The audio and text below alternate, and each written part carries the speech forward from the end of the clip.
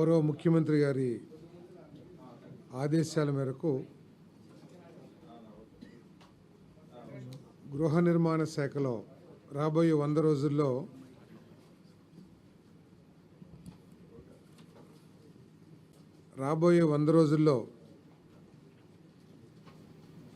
చేయవలసిన గృహ నిర్మాణ కార్యక్రమాల గురించి ఈరోజు డిపార్ట్మెంట్ యొక్క రివ్యూ జరిగింది. దీంట్లో అన్ని జిల్లా అధికారులు, గృహ నిర్మాణ శాఖ అధికారులు, ఎగ్జిక్యూటివ్ ఇంజనీర్స్ దగ్గర నుంచి పీడీలు అందరూ కూడా రావటం జరిగింది. ప్రస్తుతం రాష్ట్రంలో 8 లక్షల ఇళ్ళు, 8,04,707 ఇళ్ళు వివిధ దశల్లో ఉన్నాయి. అదేవిధంగా 5,76,670 ఇళ్ళు ప్రారంభానికి నోచుకోకుండా ఉన్నాయి. సో ఈ 100 రోజుల్లో మరి డిపార్ట్మెంట్లో ఉన్న సమస్యల గురించి, వీటిని టార్గెట్ రీచ్ కావాలంటే ఏం చేయాలి అనే దాని మీద చాలా కూలంకషంగా చర్చించడం జరిగింది. రాబోయే 100 రోజుల్లో 1,28,000 గృహాలని పూర్తి చేయాలని చెప్పేసి, ముఖ్యంగా రూఫ్ లెవెల్కి వచ్చిన ఇళ్ళన్నీ కూడా పూర్తి చేయాలని లక్ష్యాన్ని నిర్ణయించుకున్నామని చెప్పేసి మనం చేస్తా ఉన్నాను. ఈ లక్ష్యాన్ని చేరటం కోసం దాదాపు 2,000 కోట్ల రూపాయలు నిధులు అవసరం అవుతాయి. దీంట్లో ఎక్కువ కాంపోనెంటు మరి కేంద్ర ప్రభుత్వం ఉంది కాబట్టి ఇది తప్పుకోకుండా లక్ష్యాన్ని చేరగలమని చెప్పేసి నమ్మకంతో ఉన్నాం. అదేవిధంగా మిగిలిన 7 లక్షలు ఏదైతే ఉంటాయో 6,75,000 ఇళ్ళు మార్చి కల్లా పూర్తి చేయాలని చెప్పేసి లక్ష్యాలని నిర్ణయించుకున్నామని చెప్పేసి మనం చేస్తాను.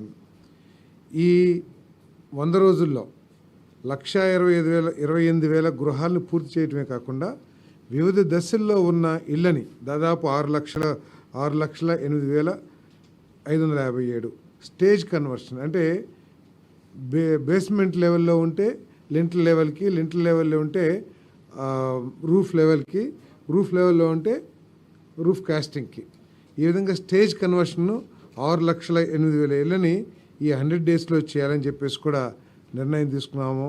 లక్ష్యాన్ని నిర్ణయించుకున్నామని చెప్పేసి తెలియజేస్తా ఉన్నాను. అదేవిధంగా ఆప్షన్ 3 కింద ఏదైతే ఇల్లు నిర్మాణం చేశారో కొన్ని సంస్థలు ఈ ఇళ్ళని లబ్ధిదారుల తరపున తీసుకున్నారు. చాలామంది ఏం చేశారంటే బేస్మెంట్ లెవెల్ వరకు, అంటే లాభదాయకంగా ఉన్న పోర్షన్ని పూర్తి చేసి ఫర్దర్గా కంటిన్యూ చేయకుండా కొంతమంది ఇబ్బంది పెడుతున్న పరిస్థితులు కూడా ఉన్నాయి. వీటన్నిటి మీద అదేవిధంగా వాళ్ళందరికీ కూడా మెటీరియల్ ఇవ్వటం జరిగింది. ముఖ్యంగా మెటీరియల్ అకౌంట్ని రికన్సైల్ చేయాలి ఈ నెలాఖరికల్లా అని చెప్పేసి కూడా ఆదేశాలు ఇవ్వటం జరిగింది. అంటే సిమెంటు, స్టీలు ఏదైతే లబ్ధిదారులకి ఇచ్చారో అవన్నీ కూడా ఉపయోగించబడ్డాయా, లేకపోతే దుర్వినియోగం అయినాయా, లేకపోతే నిరుపయోగంగా ఉన్నాయా, వీటన్నిటి మీద కూడా జూలై 31 కల్లా కూడా మరి రికన్సైల్ చేసి డిపార్ట్మెంట్కి, గవర్నమెంట్కి ఇన్ఫర్మేషన్ ఇవ్వమని చెప్పేసి చెప్పడం జరిగింది. మరి దీంట్లో అనేక మంది కొన్ని ఇబ్బందులు తలెత్తుతున్నాయని చెప్పేసి కూడా చెప్పారు. ఎవరైతే కొన్ని పెద్ద సంస్థలు వాళ్ళు ఈ లాభం వచ్చే పోర్షన్ని కంప్లీట్ చేసి మిగతా చేయట్లేదనే కంప్లైంట్స్ మాకు వచ్చినాయి. అదేవిధంగా మెటీరియల్ కూడా కొంత ఎక్కువ తీసుకున్నారని చెప్పేసి మా దృష్టికి వచ్చింది. అలిగేషన్స్ ఏంటొచ్చు, వీటన్నిటి మీద కూడా మరి ఎంక్వైరీ చేయమని చెప్పేసి కరెక్ట్ సమాచారాన్ని ఇవ్వమని చెప్పేసి కూడా ఆదేశాలు ఇవ్వడం జరిగింది.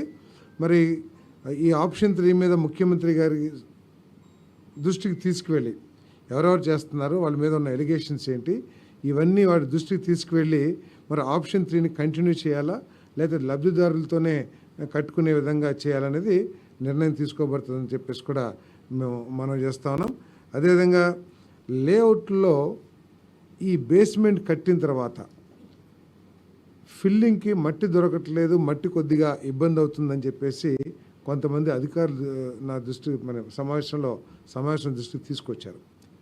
సో ఒక ఆలోచన చేశాం, ఎక్కడెక్కడైతే థర్మల్ స్టేషన్స్ ఉంటాయో అక్కడల్లా ఆ ఫ్లై యాష్ని ఫిల్లింగ్ బేస్మెంట్ కట్టిన తర్వాత ఆ బేస్మెంట్ని పూడ్చడానికి ఉపయోగించవచ్చేమో పరిశీలించమని చెప్పేసి చెప్పాం.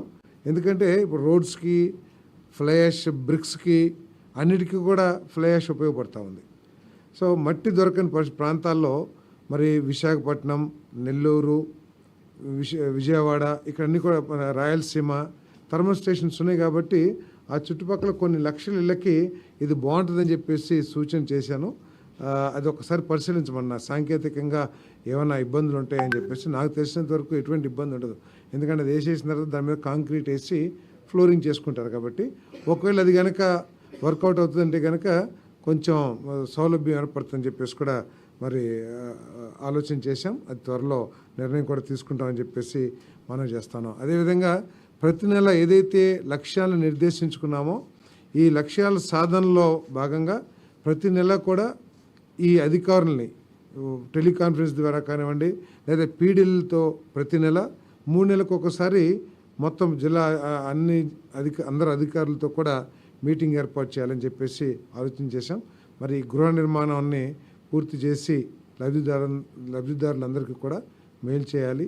ఏదైతే చంద్రబాబు నాయుడు గారి లక్ష్యాలను నిర్దేశించారో దాన్ని అమలు చేయడానికి మా డిపార్ట్మెంటు పనిచేస్తుందని చెప్పేసి మనం చేస్తాం.